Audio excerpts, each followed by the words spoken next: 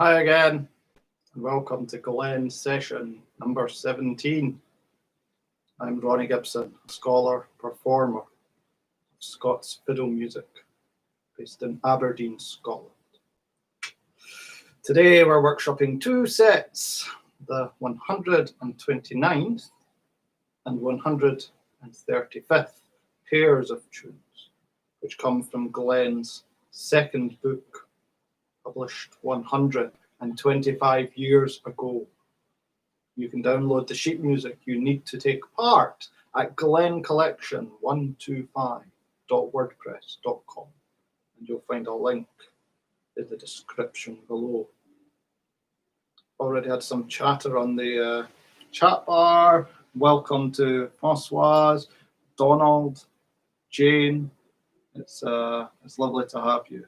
There's been some talk, this being the penultimate in the series, some talk of pulling together a group of recordings, just extracting the tune from each video, and I'll gladly do that. What I'll maybe do is put up a comments box on the website, and if you want to be emailed, it'll be a Dropbox link or something like that. That's what to do. I'll do that after tonight. See Iona saying hello. Good to have a permanent record. So, well, yeah, thanks for your support. Jane, you're wondering how long the YouTube presentations last. So this is the penultimate one. The last Glen session will be on Monday. I know. There was a while in the middle when I didn't think they'd ever end, but now that we're reaching the end, it's beginning to feel rather poignant. Donald's already anticipating double octave jumps tonight. The wee hand can't stretch that far. I know. I'm grateful for the bow. Okay, let's turn to the tunes. Set 129. It's another G minor set. I think this is the fourth in the row, or maybe even the fifth. The Strathspey is Miss Walter of Biggar. Good ice cream at Biggar if you're ever passing through that way. So South Lanarkshire, I think. And the real Mrs. David Patrick's favourite. Now, the Strathspey, Mrs. Walter, is another Daniel McLaren tune. We played a couple of his tunes on Monday. So more of a good thing, and Mrs. David Patrick's by the lesser known fiddler composer James Clark. Anyway, here we go. Mrs. Walter Biggar. Let's try without ornaments and with equal quavers. Ya dee da da da. 3 and 4.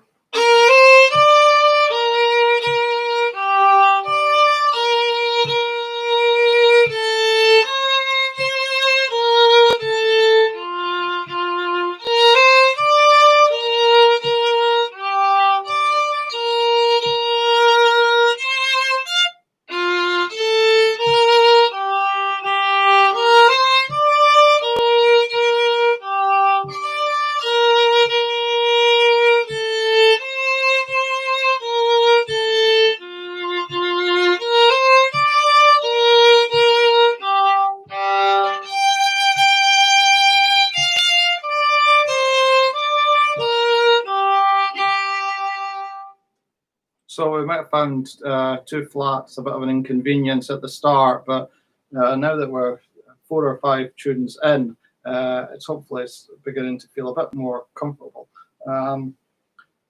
So let's discuss that 2-octave leap that Donald previewed.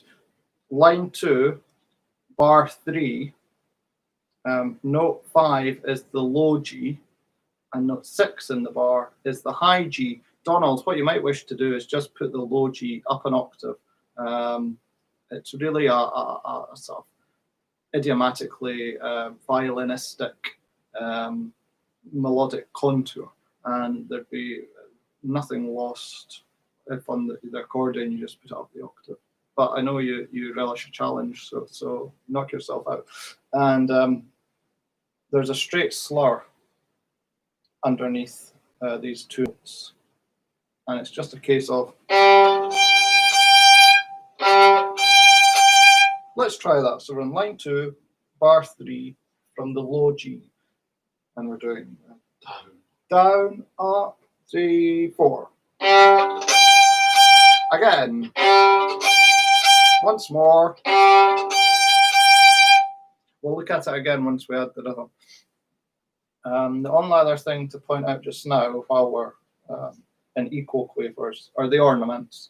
There are none that are especially challenging. It tends to just be the note and the note above. So an ornament in bar 1 there at the end. Similarly, the same ornament in bar 3. If we look to the second line, bar 1. And again, bar 3 is just slightly different because it's up the octave. Tell you what, let's just try the whole thing again from the beginning. Equal quavers, but with some ornaments this time. 3 and 4.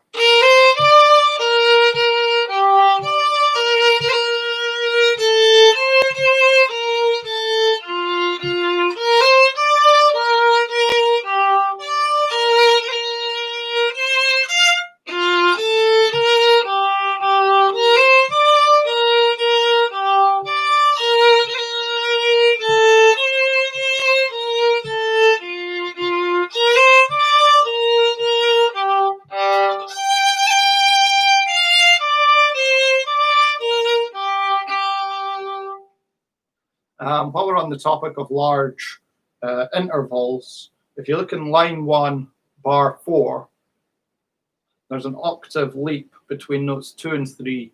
So line 1, bar 4, the second note's a high F, and the third note is a low F.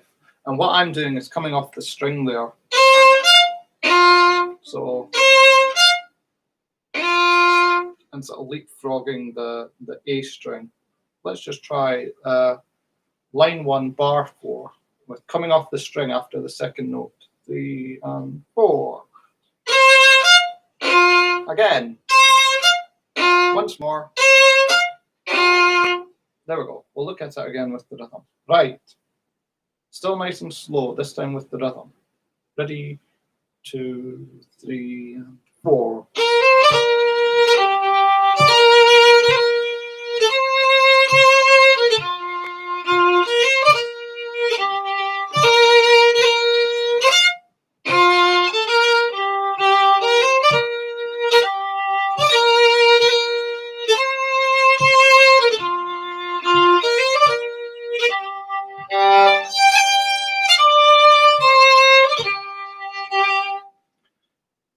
Not only is it in D minor, a very brooding key, we've got all these snaps, which make it sound even more severe. Goodness knows what character had Mrs. Walter of Biggar. Again, 2, 3, and 4.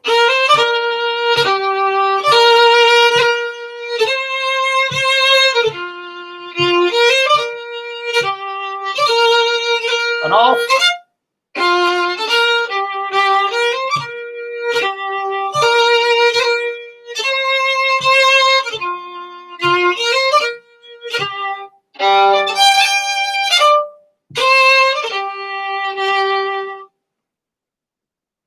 Let's just try speeding it up a little at this stage. And fiddles, I'm starting at the point. I'm sort of working my way down, but trying to stay towards the upper half. That's where I like to play the snaps. And when you've got a tune with so many snaps, it's quite a handy place to be sort of bowing by default. Okay, here we go. 1, 2, 3, and 4.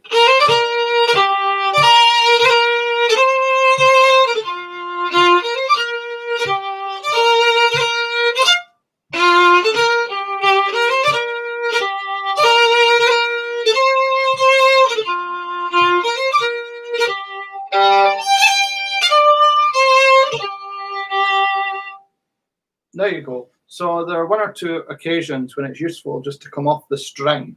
And when you have that rhythm, if you look at the first four notes of bar 4, it's the semiquaver, the dotted quaver, and the semiquaver. So it's like a mirror rhythm. It's often useful to come off the string on the second note. Yada, dee, da, da, da, dee, da, da, da, dee. So that takes care of the first measure in a rather cursory fashion. Such is our way. Right, let's look to line 3, and we'll go back to equal quavers and no ornaments, and nice and steady.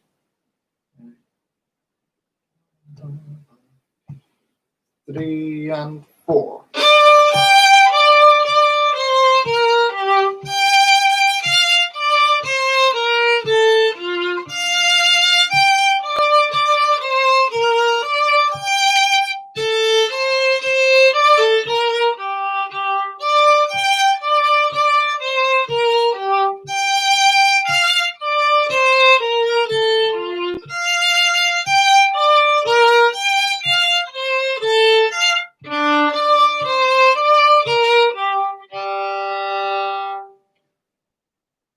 This tune is distinguished by the number of large intervals between the notes, particularly towards the end. Right, let's try it again with the ornaments. So the ornaments come line 3, bars 1, 2, and 3, and then lines 4, 1, and 2, but they're just 2-note ornaments. Still equal quavers, but with the ornaments from line 3, 3, and 4.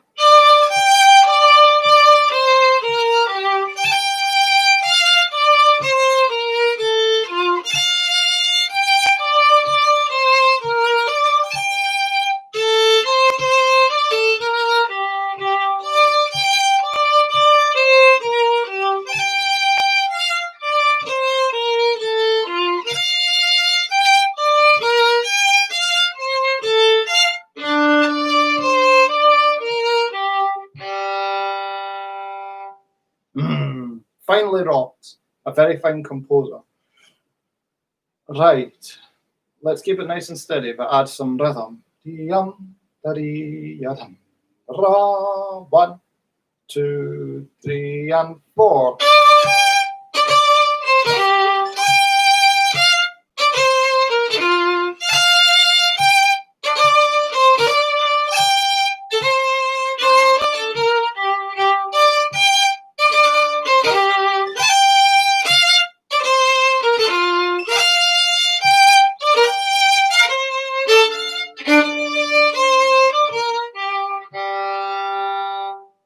The rhythm is entirely unpredictable, so you've just got to read it. And apologies to any theorists. The tails are a bit skew with in line 3, bar 2. The second note is a semiquaver, but the tail's going in the wrong direction, and it's the same in the line below. I have no idea. The fault, it can only be mine, but I've no idea how it happened. If it's distracting you, then just pencil it in the other way. Right, here we go again. Line 3, 3 and 4.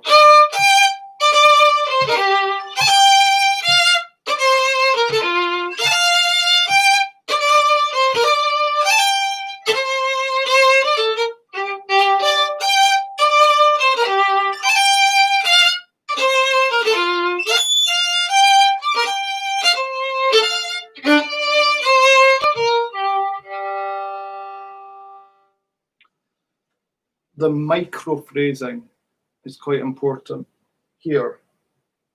If you look at the shape of the sort of 1-bar cell in line 3, we've got the first note of the bar on its own, yum, and then a couple of notes, da-dum, and then the finishing, di-dum, die. So we've got yum, da-dum, da-da-dum, die. You could make the fourth note as a separate, the last note as a separate one, but that's the sort of shape that we're after.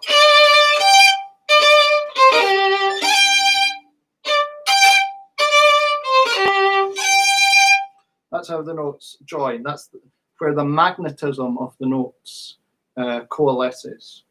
That single note on its own, the dotted quaver, yum, then a couple of notes, da-dum, and then the finishing bit, dee-da-dum, die.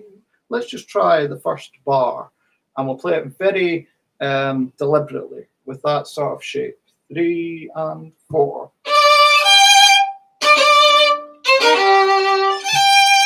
And again. Once more, and.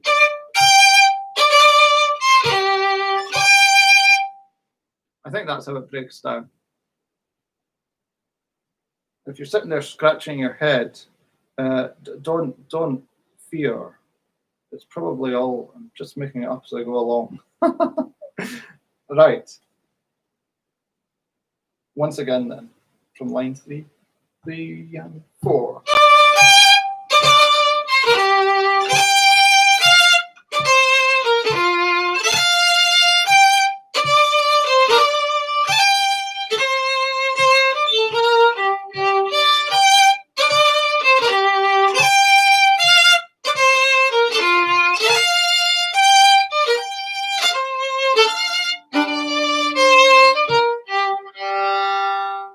Then when we get to line 4, bar 3, you think it's going to go somewhere, but then we just get this barrage of snaps. Tum, ta ta ta, ti da, ta ta.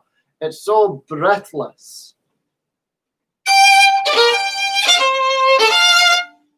And then the last bar.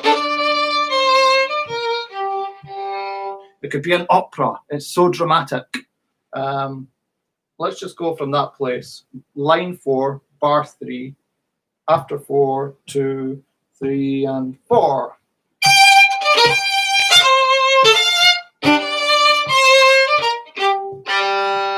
You can even have a little flourish on that dotted quaver F at the end of bar 3.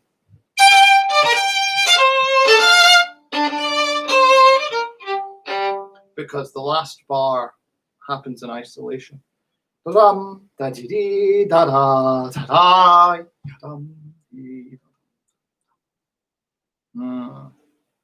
Once more.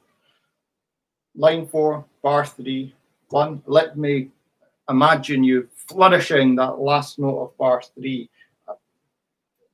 A swell in the bow, a bit of vibrato if your fingers like to vibrate. Here we go. Line 4, bar 3, 3 and 4.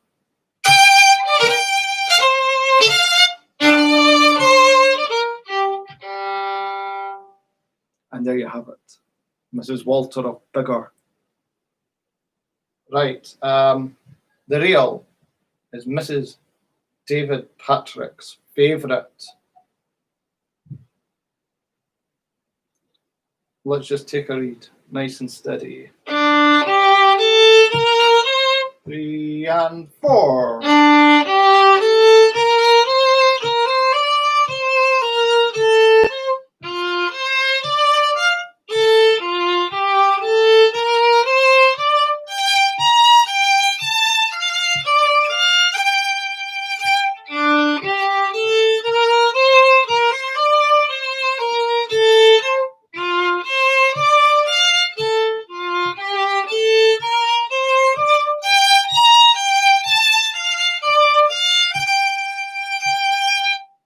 There you go. Another interesting contour.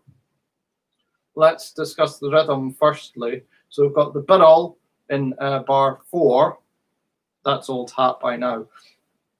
In the first bar, on the third crotchet beat, we've got the rhythm of 2 semiquavers and a quaver. And that's the rocket rhythm. The rocket rhythm. It's always very quick. Almost like grace notes. Okay, once more. 2, 3, and 4.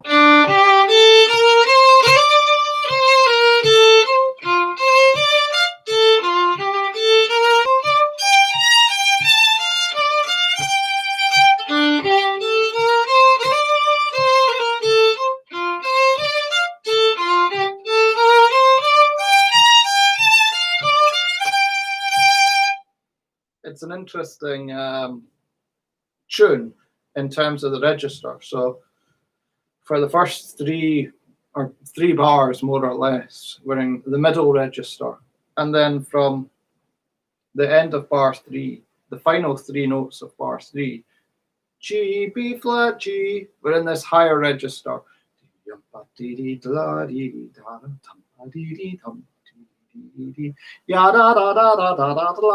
So there's some voicing to be attended to.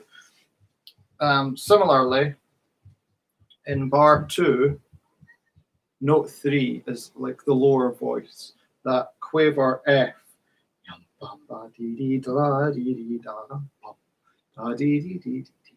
Punctuation. Okay, here we go again. 1, 2, 3, and 4.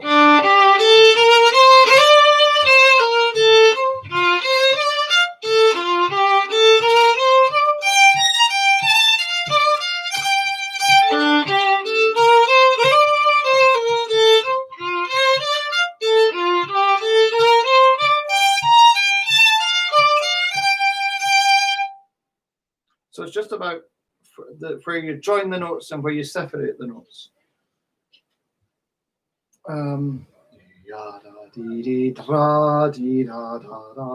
So the last 2 notes of bar 1 are a bit like the pickup.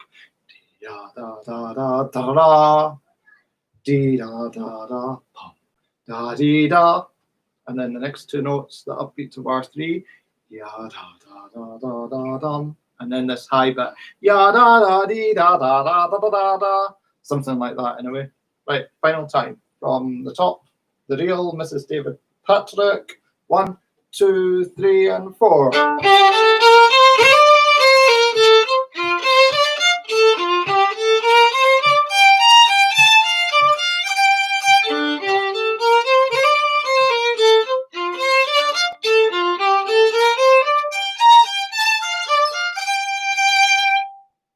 There we go.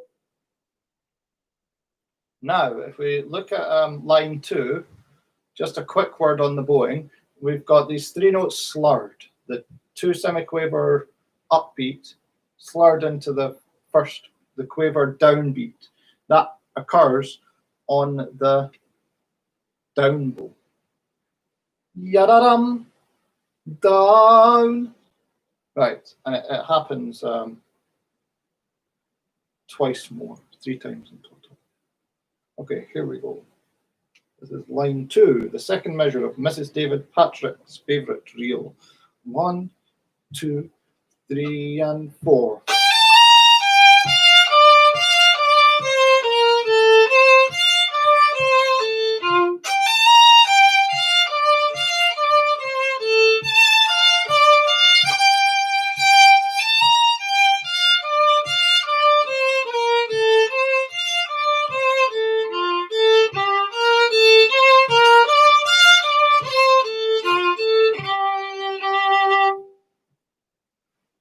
In the terms of full transparency, I changed one of Glen's notes. In line 2, bar 1, the second note is printed in Glen as an A.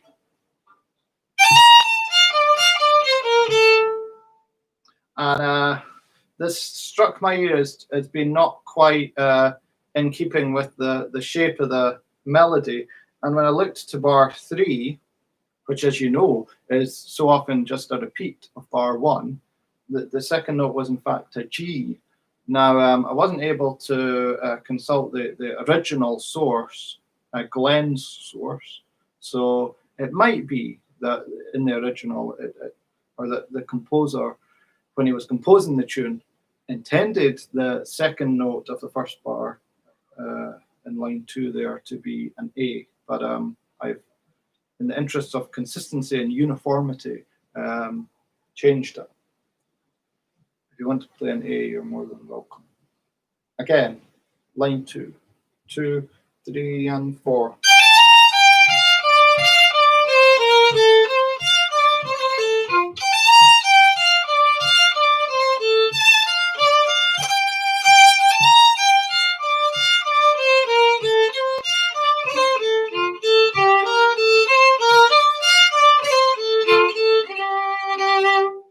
and a delight if you have the benefit of playing with chords.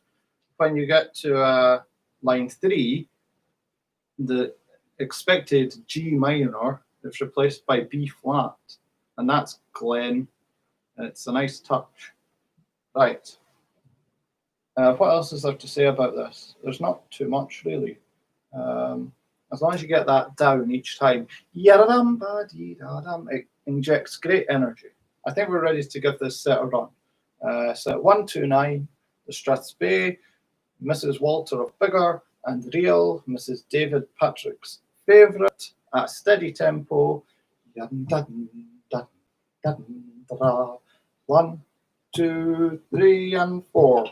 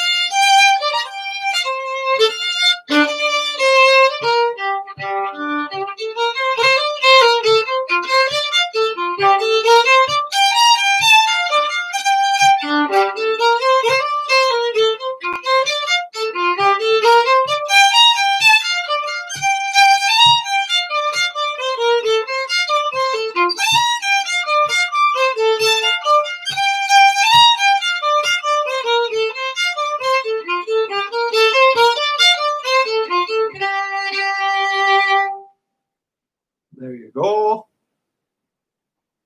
Faster. 1, 2, 3, and 4.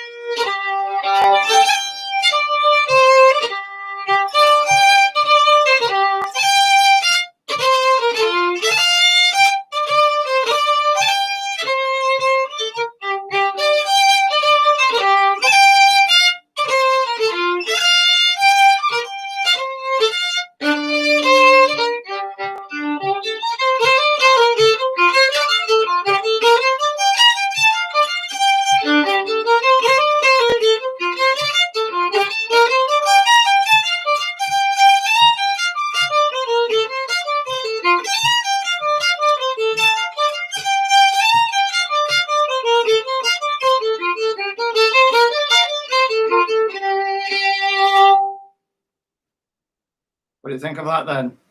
I don't think they have the same popular appeal that the tunes on Monday have, but nonetheless they're very fine, and they're interesting little studies in G minor.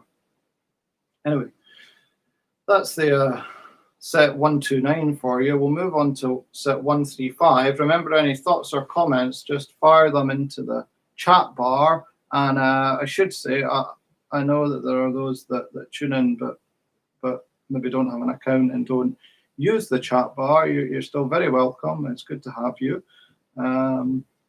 Okay. Now for set 135, we're back to our old friend, Robert McIntosh, for a D minor jig. What finer key could there be for a jig?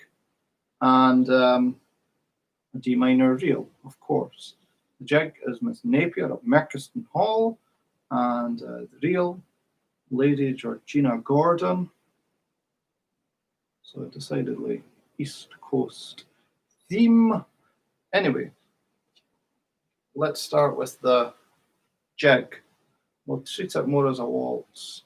I see Jane has said she found she was slurring a lot. Playing in but after too many wines. It's absolutely fine, Jane. I'm entirely non-dogmatic when it comes to the performance of this repertoire. Particularly, it certainly can help with the snaps in the strathspey if you're slurring them. But even in the reel, if you want to just even for a bit more variety, you can add a slur here or there. It's at the player's discretion. Right. Set 135. Miss Napier of Merkiston Hall. Something like.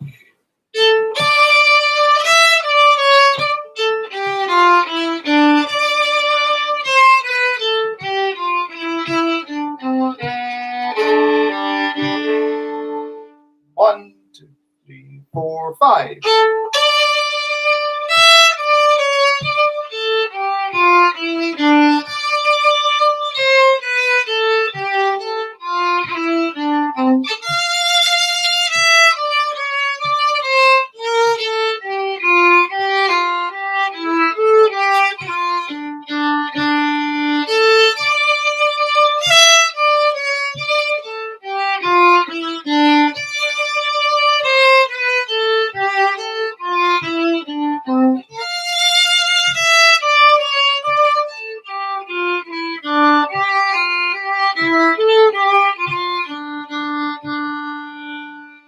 Something like that. It's delightful. It truly is. Now, in terms of bow use, fiddles, for this jig, I find myself mostly in the upper third of the bow, in contrast to the jig from Monday, where the rhythm included more crotchets. The rhythm was more varied, so I found doing that in the lower half suited it better. But for this tune, I think because it's predominantly just quavers, the upper half's a good place to be. And if you can get this up, point at the bit of the bow, a couple of inches at the tip, where it's less elastic than the rest of the bow, you can get a nice hard sound, which is nice to play with. So that's bow use, upper half for the most part. Then you've got this dotted quaver in bar 1 and then again in bar 3. And if you can try and get a full sweep of the bow for that, it's a nice contrast. So that's bow use. The other thing, just before we play it again, in bar 1 there's a little ornament, and you could play it as 2 semi-quavers, but I think it sounds just a bit too nice. It adds a bit more severity if you just make a crushed note.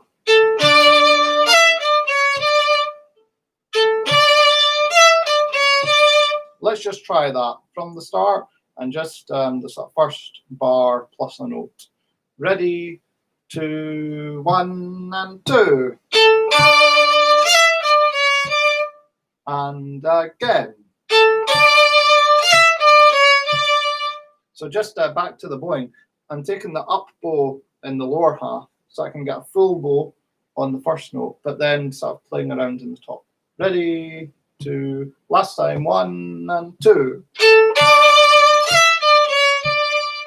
That's the idea.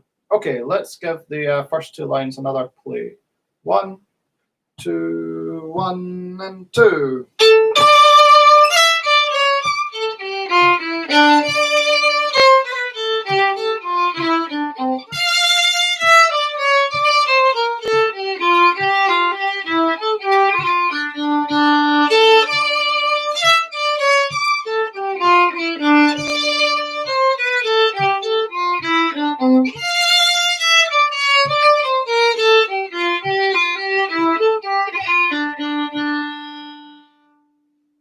So one thing we should also point out is the large interval between lines 1 and 2. So we end line 1 on a low C.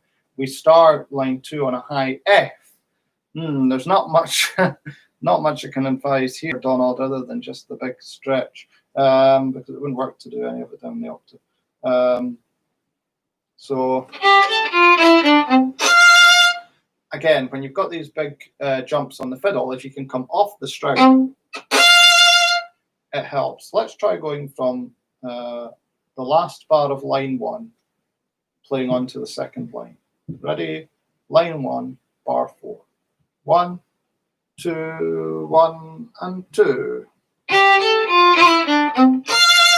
And again, 1 and 2. Last time, 1 and 2. That's the idea.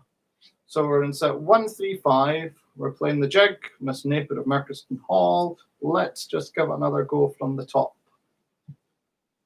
Oh, yes, that was the thing. Before we do, the rhythm is just slightly shifting. I resist the notion that Scottish jigs should always be played with a dotted rhythm. Tum pa ta ti ta tum pa ta. But I'd accept that we don't always want it to be equal. Tum tum tum tum tum tum ti ta ta ta ta. If you just sort of play out the first of each three and let the other notes just sort of follow, it's neither strictly dotted nor strictly equal. That's helpful. Okay, from the top, 1, 2, 1 and 2.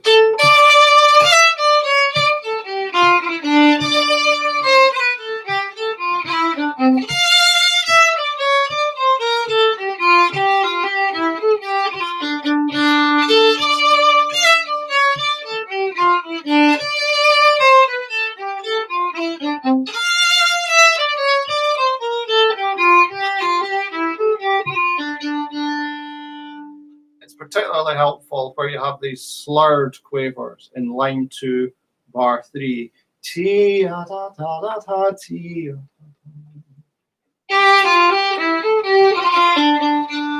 This is a real subtlety of performance, though, but it's something that is good to work towards.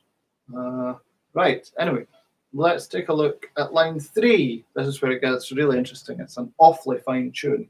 Line 3, back to the slow tempo. 1, 2, 3, 4, 5.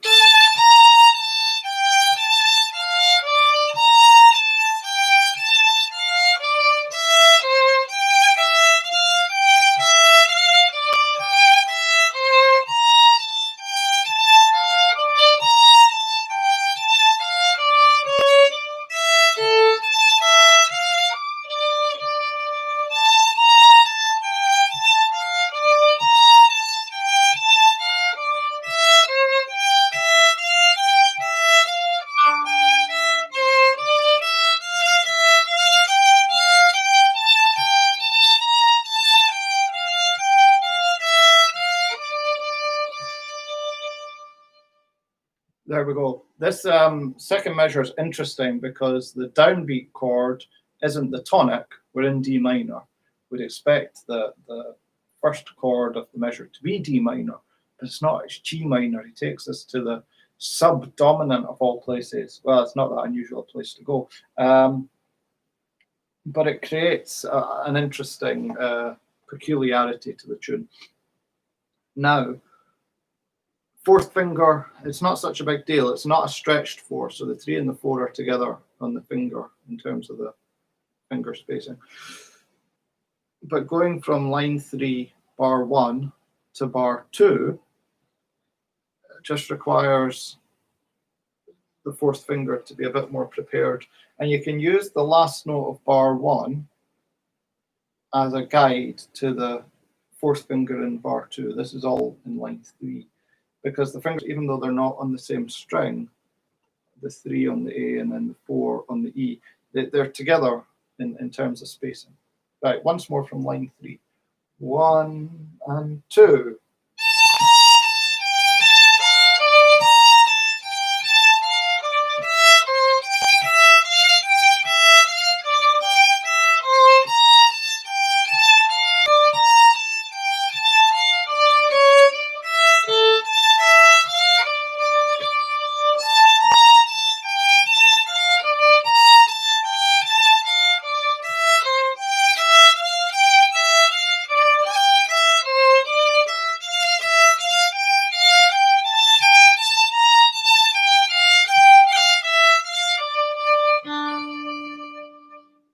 Another interesting bar, a couple of bars, is in line 3, bars 3 and 4, because the shape of the melody changes. So it's downwards to begin with. Ya da da da da da da da da da da. But then it starts to wobble. Ya da da da da da da da da da da. And it creates a sort of uneven keel. And in line 3, bars 3 and 4, there's an awful lot of the G, the high G on the fiddle. It's the second finger, and you can just sort of emphasize that it doesn't fall necessarily on a strong place within the bar, but you can still emphasize it. And just to create a bit more interest. And it comes again at the same place in line 5. Okay, once more from line 3. 1, 2, 1 and 2.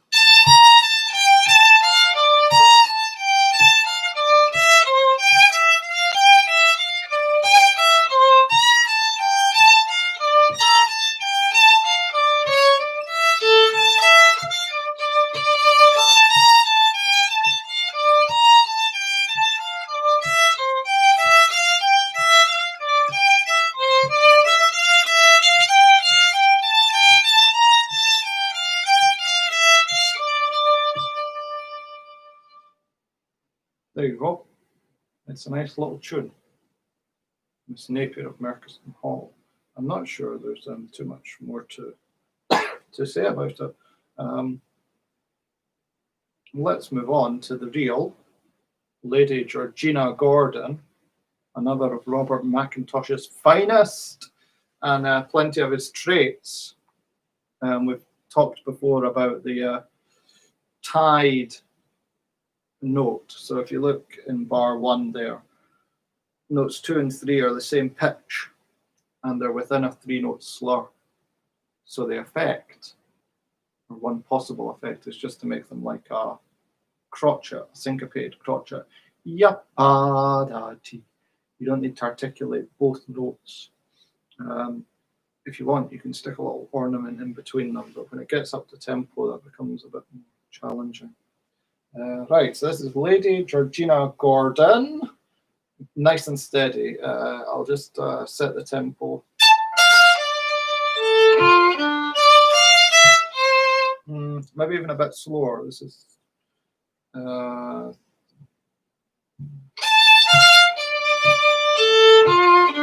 there we go. Just 3 and 4.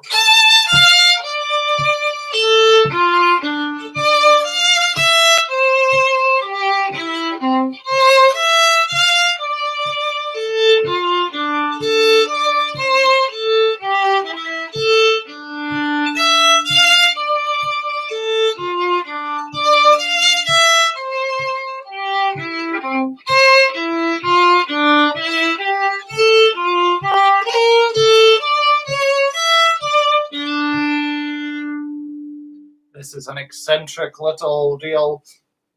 Again, the voicing is interesting because we're always going down and then back up. Ya dum da ya da dee da dum ba da dum ba da dee, and around a screen da da da da dum.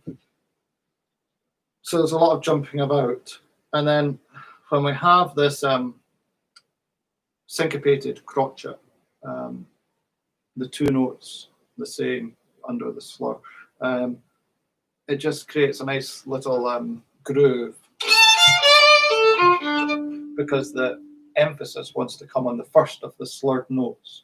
So you really want to de-emphasize the downbeat every time it comes. Bar 1, 2, 3, and then in bar 4 on the halfway through.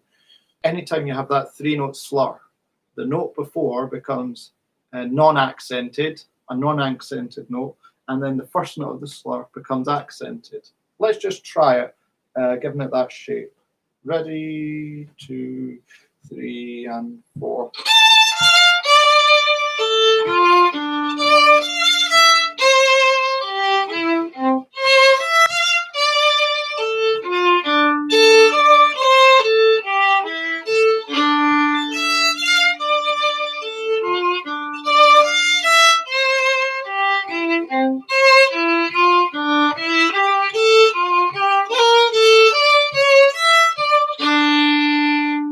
So we have this syncopated crotchet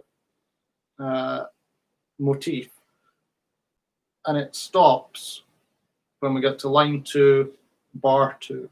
So we get it on the first half of the bar, and then we go somewhere else. So it's nice just to mark that change, make it very deliberate. From the start of line 2, have a listen.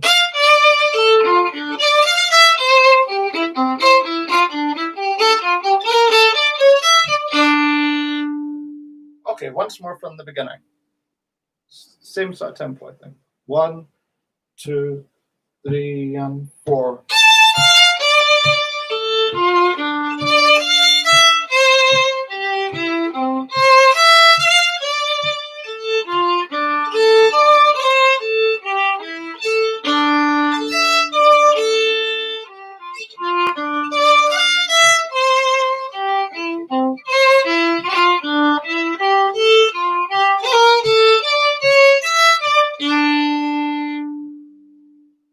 So that takes care of the first half. Let's try the second half. We'll put the two halves together shortly because there's just a little bit of tinkering to be done. So line 3, let's just give it a read. Nice and steady. 3 and 4.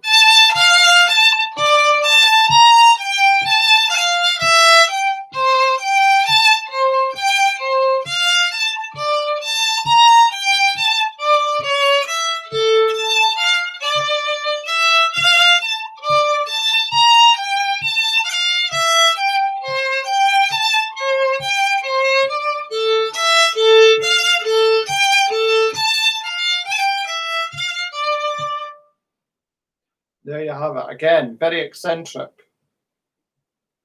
The patterns change. So between line 3, bars 1 and bars 2, oftentimes when you have these minor tunes, the harmony goes tonic and then the chord below. So just a step down. So D minor, C, D minor, C. And that gives the scope for a bit of sequencing. So you can play one set of notes in D minor, ya da da da dee, and then in C, ya da da da dee, ya da da da dee. And it creates sort of a unity of form. But here, he changes the configuration, so it's not a sequence. Enough music theory. Huh? Let's just give it another try. Line 3, this is set 1, 3, 5.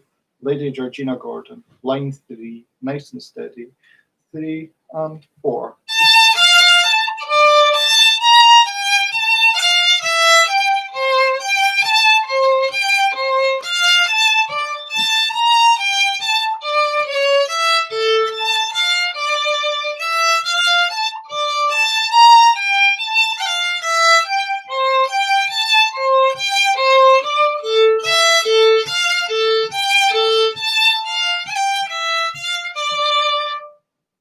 So we get the syncopated crotchets at the end of each line. So remember just to make the note before non-accented and the first note of the slur nice and firm.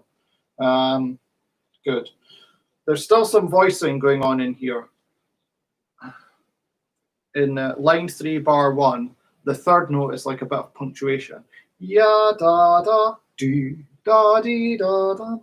And then the next bar, dee da da, tum da dee da dum. So the third bar, the third note in bars 1, 2, and 3, line 3, bars 1, 2, and 3, the third note each time is a bit of punctuation.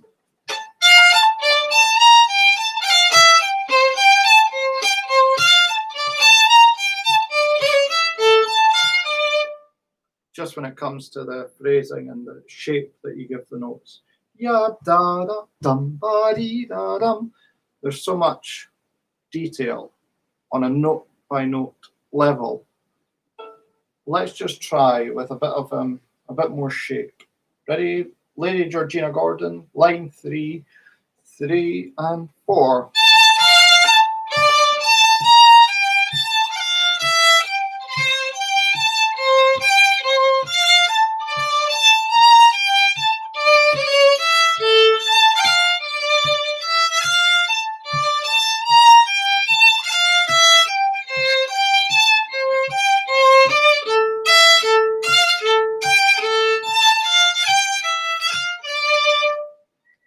then just to confirm, in line 4, bar 3, we get a really driving line towards the cadence. Ya da dee da da da da da, with that repeated A every other note.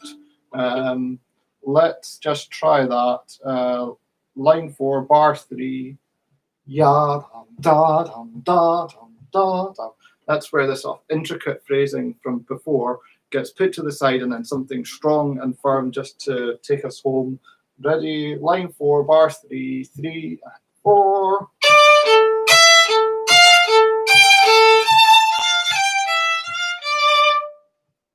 There you go. We'll give it one more play. But I see that Donald's commented. Nice chord sequences, especially line 4. Sounds a very classical piece. Absolutely. Whenever it's Macintosh, his training in the Italian Baroque comes to the surface very strongly. He's part of a small group of Scottish violinist composers, including McGibbon and Phyllis, McLean, who had links to London and the whole. Well, it's difficult to say. I mean, the Italian Baroque was so influential, but there was also a very sort of English Baroque, and obviously, given this repertoire as a Scottish composition, performance,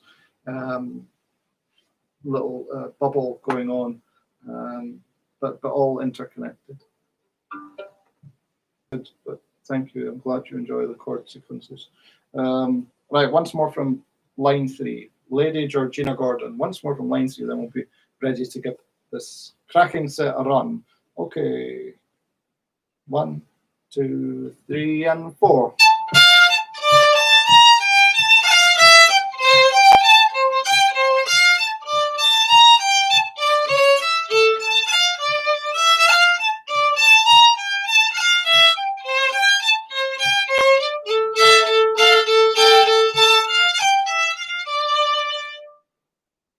What do you think? Okay, let's give it a run. This is set 1, 3, 5. We've got a jig to start, Miss Napier of Merchiston Hall, and then a reel, Lady Georgina Gordon, both of Robert McIntosh. Nice and steady. Yum, da, da, dee, 1, 2, 1, and 2.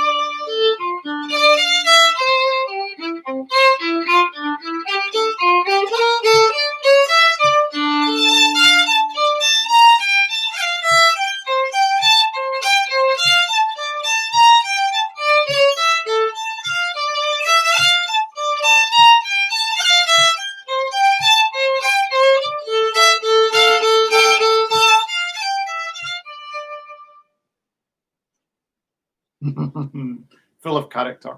Let's see how it withstands a quicker tempo. 1, 2, 1, and 2.